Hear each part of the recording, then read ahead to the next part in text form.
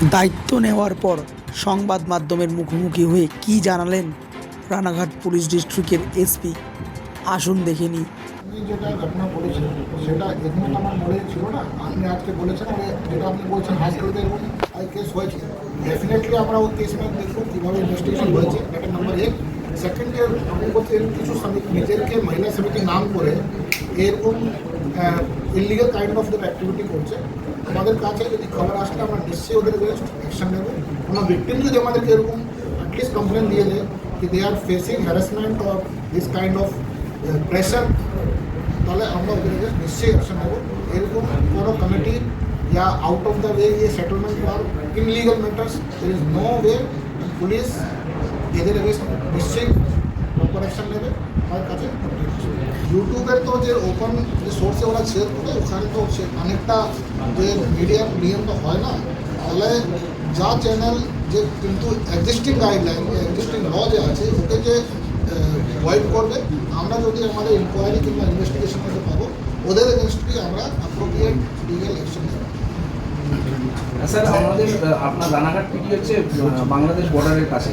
এখন যুদ্ধ পরিস্থিতিতে আপনাদের পুলিশের তরফ থেকে লোকাল কি মনিটরিং করা হচ্ছে সেটা যদি একটু মনিটরিং আপনি জানেন যুদ্ধ তো কিছু দিন আগেই টেনশনটা শুরু হয়েছে, বাট সেন্সিটিভিটি অলওয়েজ থাকে ইন্টারন্যাশনাল বর্ডারের জন্য।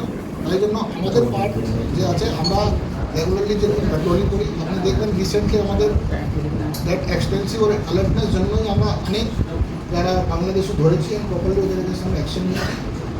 এর সাথে সাথে আমরা কারেন্ট সিচুয়েশন হিসাবে আমরা আমাদের অ্যালার্টনেসটাকে আরও বাড়িয়েছি। কন্ট্রোল রুম যেরকম আমি বললাম আমাদের কন্ট্রোল রুম আরও অ্যাক্টিভেট হয়েছে।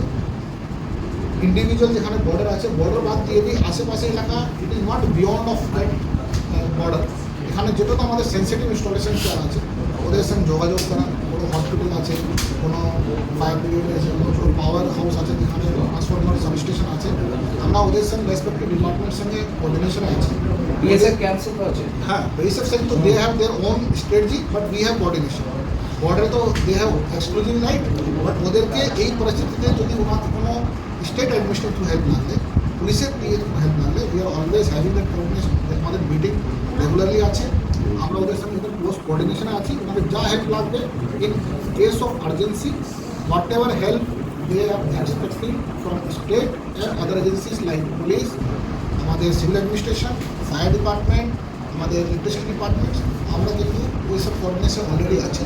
এভরি ডিপার্টমেন্ট ইজ সব খুব ক্লোজ হয়ে আছে আমাদের। We are already prepared. আপনাদের থ্রু শুধু এটাই বার্তা দেওয়া যে যদি কিছু ঘটনা ঘটে কিংবা কোনো সমস্যা হয় প্রত্যেক মানুষদেরকে আমার এটাই অনুরোধ যে আপনারা দয়া করে প্যানিক করবে না। প্রশাসন আছে, বিএসএফ মিনিস্টার প্রশাসন বোঝা আছে, আপনাদের যতটা সেভক আমরা লাইক ইমিডিয়েটলি প্যানিক হবে না, তাহলে আমরা ভালো সেফটি অ্যান্ড সিকিউরিটি দিতে পারি। এটা আপনারা রিসেন্টলি যে আপনি ফ্ল্যাক্স দেখেছেন যে আমরা ধরেছি, এটা মোস্টলি বিভিন্ন স্টেট আমাদের ইন্ডিয়া থেকে ওখান থেকে আসছে, মানে এরা প্রবেশ অনেকটা নয় কোনো ডিফারেন্ট বর্ডার থেকে করে নিয়েছে। রানাঘাটে যেটা বর্ডার আছে সেটা সেরকম বেশি নেই, hardly it is 48 to 50 kilometre. ওখানে একটা রিভারাইন আছে।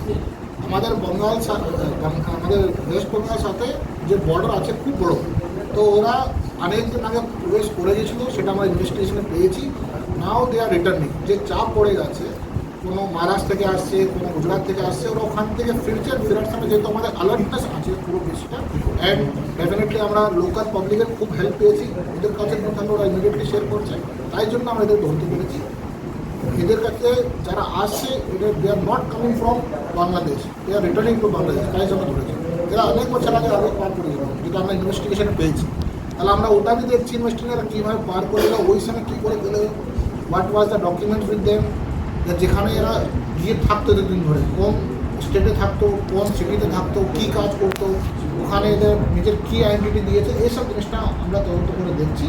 অ্যান্ড আর আমরা প্রত্যেক লেভেলে আমরা দেখবো সো দ্যাট এই জিনিসটা ওদের যে হতে পারে ভুয়ো আইডি কার্ড তৈরি করেছে কিংবা ভুয়ো নাম দিয়েছে, আমরা সবাই জায়গায় ওনারটা স্টপ করবো, ওদের পুরোপুরি